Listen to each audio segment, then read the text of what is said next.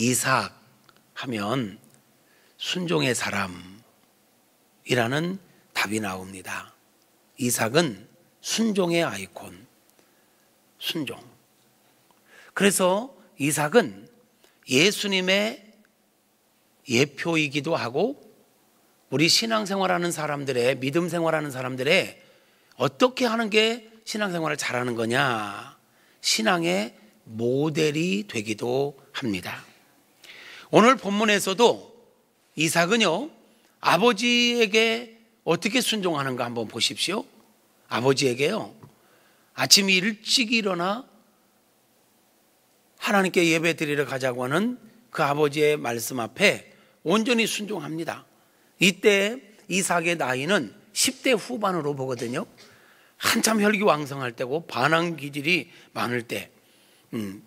근데 아버지가 우리 하나님께 예배하러 가자 할 때 아침 일찍이 일어나서 거기 동행하는 것을 보게 돼요.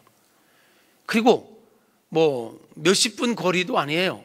3일 길을 걸어서 가는데 군소리 없이 온전하게 순종하여 아버지와 함께 그 먼 거리를 걸어서 순종하여 가고 있는 모습을 보게 됩니다.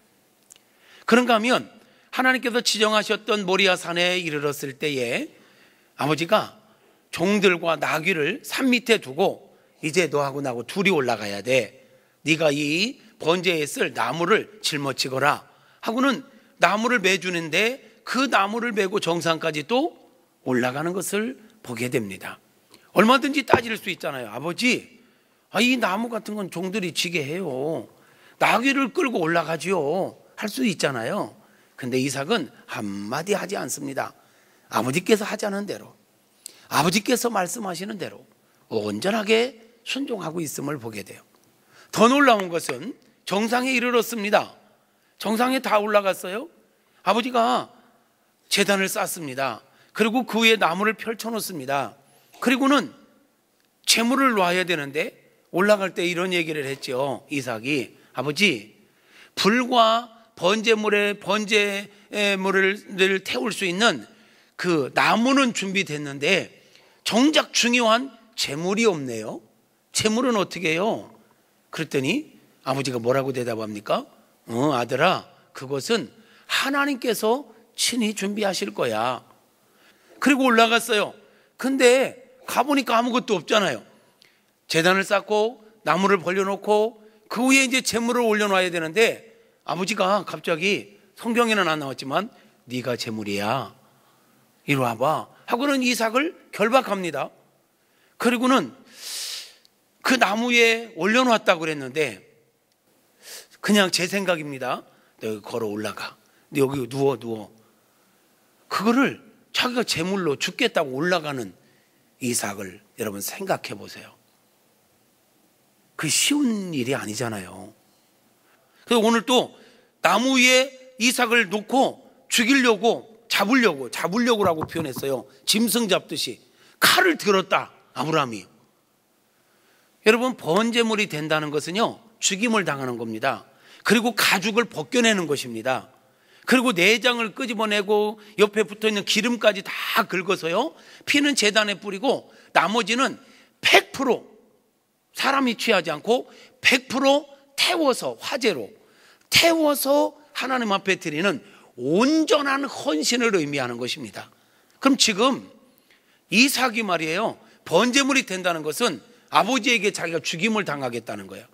배를 가르고 다 끄집어내서 또 손발 자르고 목 자르고 다 잘라서 모든 걸 끄집어내게 하는 이 일에 한마디 묻지도 않고 반항하지도 않고 아버지 뜻대로 하시옵소서 하고 순종하고 있는 이삭의 모습. 여러분, 이 이삭 속에 우리는 이삭 속에서 예수님의 모습을 보는 겁니다. 이삭의 이런 모습 속에서 우리는 골고다 언덕길로 올라가 십자가를 지시는 예수님의 모습을 그대로 보게 됩니다. 자, 생각해봐요. 지금 아브라함이요, 이삭에게 번제물을 태울 나무를 네가 메거라.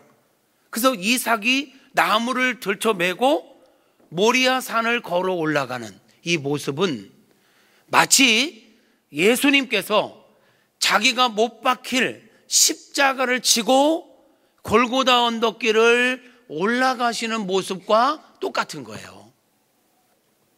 그런가 하면 아버지가 네가 재물이야, 네가 죽어야 돼, 이리 와 결박해, 결박당하고 이 나무 위에 네가 누워야 돼 할 때 반항하지 않고, 여러분 인간적으로 생각하면 아버지 지금 무슨 말씀하시는 거예요?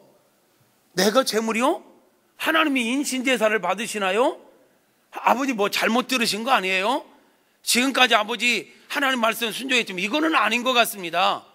얼마든지 따질 수 있고, 아버지를 밀치고 도망가면요 120세 아버지가 10대 후반에 이삭 못 쫓아옵니다. 그런데 이사야서 53장 7절 말씀처럼 털 깎는 자 앞에 잠잠한 양처럼 우리 예수님은요, 이삭은 그렇게 순종했고, 우리 그 모습은 예수님의 모습을 보는 거예요. 하나님께서 네가 십자가를 지고 나의 뜻을 이루기 위하여 네가 죽어야 된다 할 때 아버지 뜻대로 되기를 원합니다. 내 솔직한 심정은, 내 마음은 나 이거 피하고 싶습니다. 이거 십자가 지기 싫습니다. 그러나 나의 원대로 마옵시고 아버지의 뜻대로 되기를 원합니다 하고 그대로 자기의 생명을 드리면서까지 순종하시는 예수님의 이 모습은 그 옛날에 이삭이 아버지의 뜻에 따라 온전하게 순종하고 있는 모습과 똑같다.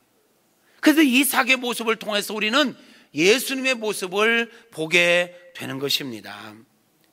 여러분, 우리는요 이 사건을 통해서 이런 순종하는 이삭의 모습, 이렇게 순종하는 예수님의 모습을 통해서 우리가 배워야 될 교훈이 뭔지 아세요? 우리가 배워야 될 교훈은요, 우리가 하나님의 뜻 앞에서, 하나님의 말씀 앞에서 어디까지 순종해야 되는지를 보여주고 있는 거예요. 어떻게 순종해야 되는지를 교훈하고 있는 거란 말이죠. 어디까지 순종해야 되냐고요? 이삭처럼 죽기까지, 내 생명을 내놓기까지. 예수님처럼 나는 싫지만 아버지의 뜻이라면 순종하겠습니다 하고 자기 생명을 내놓는 데까지 순종하는 거예요. 이게 믿음으로 사는 거예요. 하나님이 인정하시는 믿음, 이겁니다. 오늘 본문을 보면요, 아브라함이 5절에서요 종들에게 이르되 너희는 나귀와 함께 여기서 기다리라, 내가 아이와 함께 저기 가서 예배하고, 하나님께 가서 예배하고 오겠다, 그렇게 말했죠. 12절에 가면요 하나님께서 아브라함이 이렇게 완벽하게 자기 생명보다 더 귀하게 여겨질 독생자 이삭을 기꺼이 드렸을 때 그 이삭을 받으시고 이제야 네가 나를 경외하는 줄을 알았다, 그래요. 단순하게 예배 정도가 아니라요, 그 예배를 통해서 하나님 앞에 아브라함은요 자기의 온전한 믿음을 보였어요. 온전한 믿음이 어떤 거예요? 내 생명까지도, 아니 내 생명보다 더 귀한 이 독자 100세에 얻은 이 아들까지도 아낌없이 드리는 이 믿음을 통해서 네가 진짜 나를 경외하는구나, 이렇게 인정을 받게 돼요. 그러니까 여기서 하나님이 아브라함에게 이삭을 진짜로 번제물을 받으려고 한 게 아니라 그 마음, 네가 정말 100% 나를 사랑하는지, 나를 신뢰하는지 보고 싶으셨던 거죠. 왜냐하면 아마 이랬던 것 같아요. 하나님께서 친히 그 산에서 예배하시리라 여호와 이레, 이거는요 단순히 이삭 대신에 순양 한 마리 갖다 제물 드린 걸로 끝난 사건이 아니에요. 진짜 여호와 이레는요 바로 예수 그리스도입니다. 지금 아브라함이 그 독자 아들을 드릴 정도로 그 정도의 헌신, 그 마음 어떨지 충분히 우리 상상할 수 있잖아요. 근데 아브라함이 그렇게 100%를 드렸을 때 아브라함은 여호와 이레 무엇을 준비했냐면 자기의 전부를, 하나님 자기의 독생자 예수를 줬다는 건 자기 생명 그 이상의 것을 주셨다는 거예요. 그것을 바로 그 자리에서 예비하신 것입니다. 그게 바로 여호와 이레인 것입니다. 어디까지 순종해야 되냐고요? 100%. 조금 과하다면 120%. 어떻게 순종해야 되냐고요?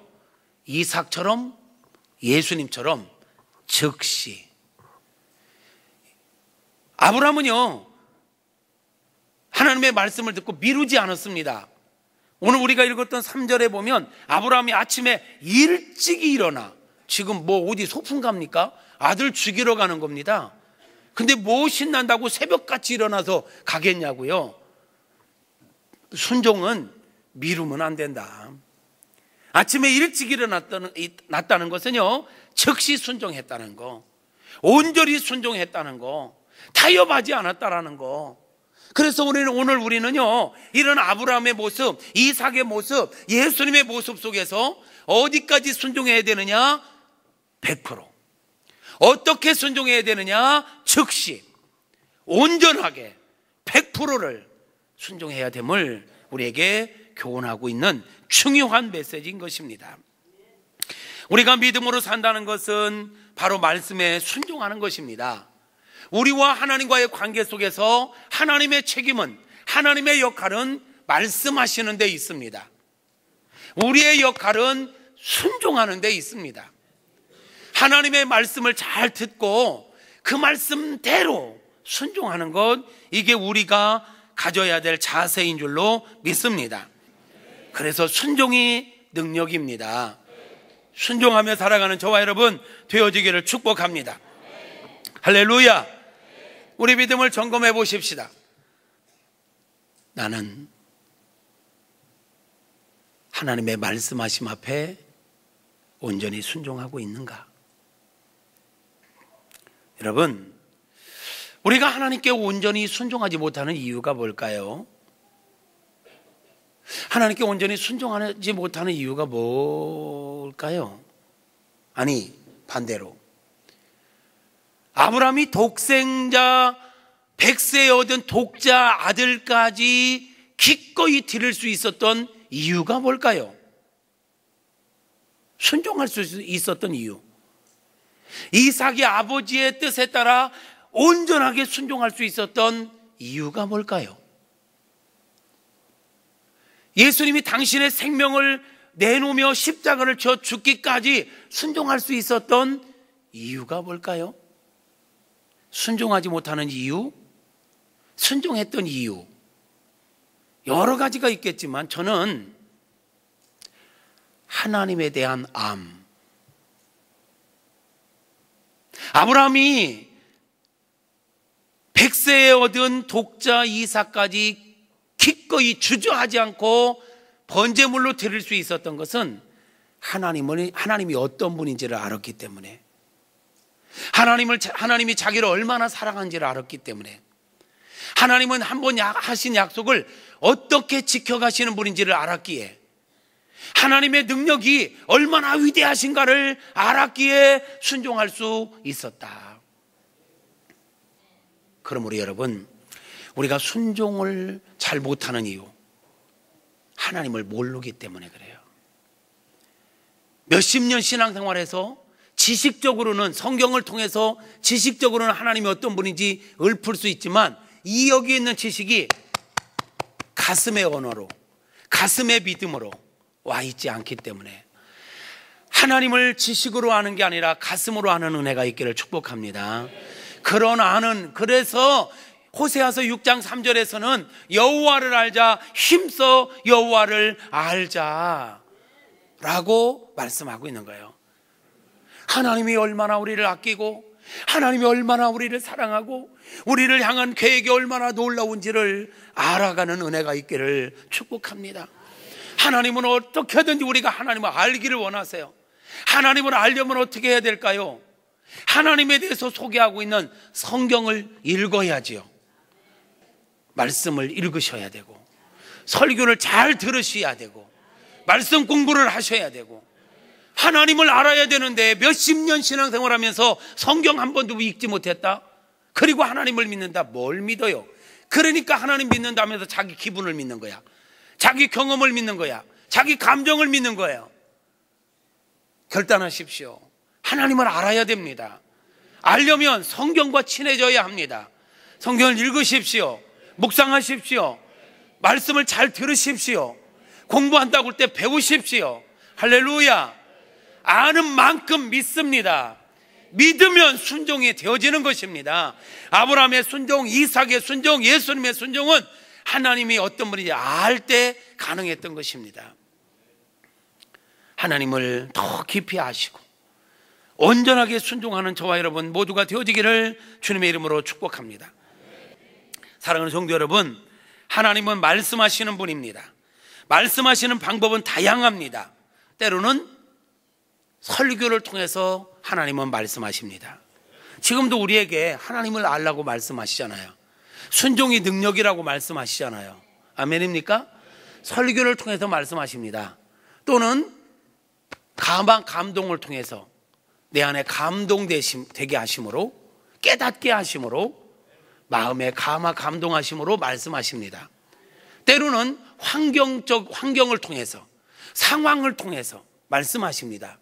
때로는 그냥 보편적인 사람들의 던지는 말 한마디를 통해서도 하나님 우리에게 말씀하시는 게 있습니다. 잘 들어야 합니다. 아멘입니까? 우리는요, 하나님께서 말씀하시고 감동 주실 때 순종하기를 미루면 안 됩니다. 아멘. 못 들은 채 하지 마십시오. 모르는 채 하지 마십시오. 하나님의 말씀과 감동 앞에 즉시 순종할 수 있기를 축복합니다. 할렐루야. 사랑하는 성도 여러분, 무엇을 순종해야 할까요? 우리가 주의를 성수하는 것, 순종하는 거죠. 여러분, 그래도 삶 속에서 내 성질대로 살지 않고 기분대로 살지 않고 나름대로 내가 그리스도인이라는 이름으로, 성도라는 이름 때문에 절제하며 사시지요. 뒷동네는 아멘을 안 해. 절제하며 사는 것, 이게 순종하는 것입니다. 여러 모습으로 봉사하는 것, 순종하는 것입니다. 기도 생활하고 있는 것, 순종하는 것입니다. 전도 생활하고 있는 것, 순종하는 것입니다. 어려움 가운데 있지만 11조는 아버지 것으로 알아서 10분의 1을 구별해서 드리는 것, 순종하는 것입니다. 예, 쉽지 않지요. 11조 딱 구별해 드린다는 거. 그러나 믿음이 있어야 순종합니다. 여러분, 이런 순종은 반드시 하실 수 있기를 바랍니다. 그런데 말이에요, 지금도 우리는 이미 순종하는 가운데 있지만 하나님은 우리가 이 정도에서 멈추기를 원치 않으세요. 여러분, 하나님은 우리가 더 지금까지도 잘하고 계셨지만 어린아이의 수준에 머무르지 말고 우리가 정한 바운더리를 푸세요. 빗장을 푸세요. 성령의 감동하심 앞에, 말씀하심 앞에 온전하게 순종하는 저와 여러분 되어지기를 주님의 이름으로 축복합니다. 할렐루야. 여러분, 생각해 보세요. 하나님께서 내가 가정생활을 어떻게 하기를 원하시는지, 분명히 하나님 우리가 가정생활 속에서 어떻게 하기를 원하시는지 말씀하십니다. 감동으로 또는 설교를 통해서.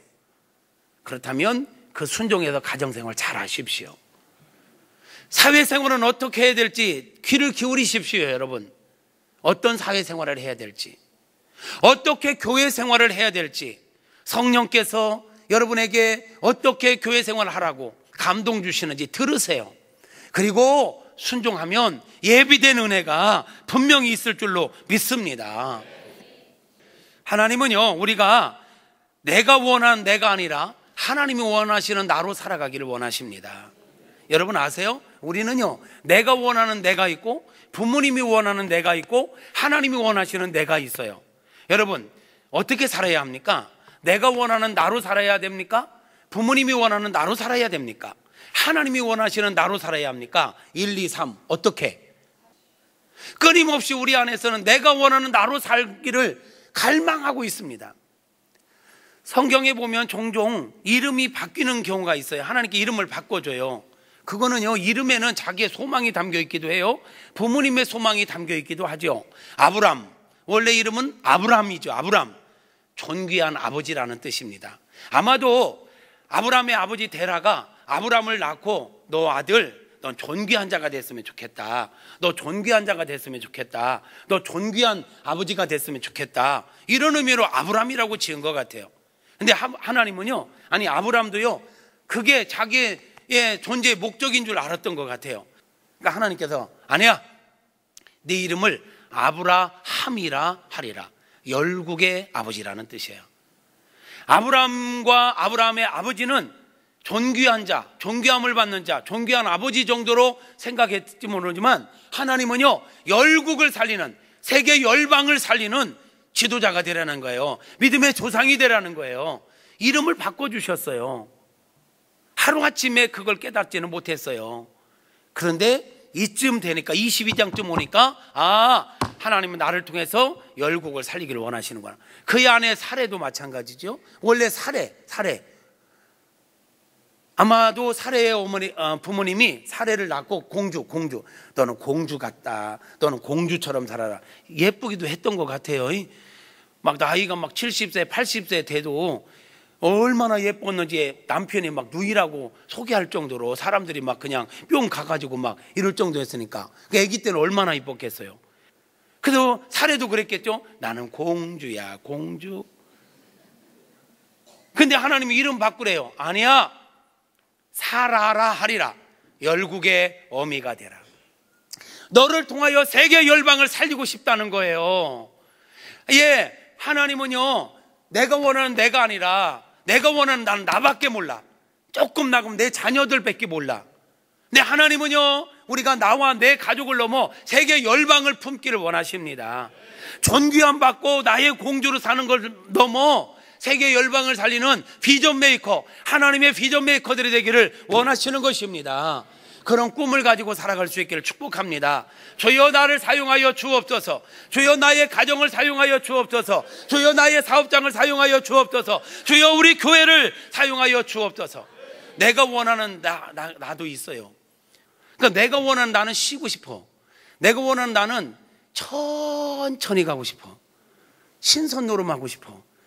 근데 하나님 원하시는 나는 뭐라고 죽을 때까지 일 시킬 모양이야, 저분이. 내가 보니까 그래. 우리 집에서도 개척이잖아, 개척. 생짜배기. 믿음 없는 집안에서 제일 먼저 믿음 갖기 시작했지. 생개척 시키더니, 건축을 2번이나 시키더니 또 시키잖아, 지금. 그러니까 나는 은퇴할 때까지 이러다가 끝날 것 같아. 그러니까 결국은 저는 또 순종하고 가는 거죠. 내가 원하는 내가 있고, 부모님이 원하는 내가 있고, 하나님이 원하시는 내가 있는데, 우리는 하나님이 원하시는 나로 살아가야 됩니다. 그렇게 살아갈 수 있기를 축복합니다. 우리가 순종하고자 작정하면 하나님께서는 우리로 하여금 넉넉하게 감당하게 하실 줄로 믿습니다. 요한복음 2장에 보면 물이 포도주가 되는 사건이 있어요. 그 물이 포도주가 된 사건을요, 어떻게 해서 이 물이 포도주가 됐는가 아는 사람은 물을 순종해서 예수님 말씀에 순종해서 또 날른 하인들만 알더라. 순종하는 게 어렵지만 순종하는 성도만이 살아있는 신앙생활을 합니다. 생동감 있는 신앙생활을 합니다. 간증 있는 신앙생활을 합니다. 여러분, 구경꾼으로 신앙생활 하시겠습니까? 주인공으로 신앙생활 하시겠습니까? 주인공은요, 순종할 때 주인공이 되는 것입니다. 할렐루야. 순종하는 저와 여러분 되어지기를 주님의 이름으로 축복합니다.